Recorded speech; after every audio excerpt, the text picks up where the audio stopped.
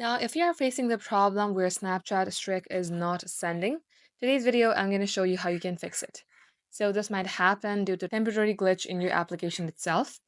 For that, make sure that your application is updated.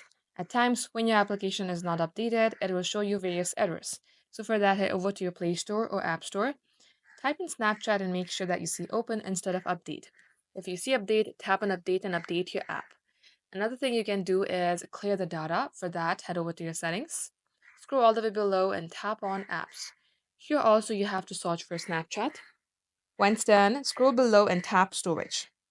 Clear the cache and also clear the data. If you don't remember your credentials, I don't recommend you doing this. But if you know your credentials like your username and password of Snapchat, tap on clear data and delete the data. Lastly, tap on force stop and then OK. Now restart your device. Launch your Snapchat and this shall fix the problem. If it's still not working, then you can try turning off your VPN if you are using one, or simply turning airplane mode on and trying it again.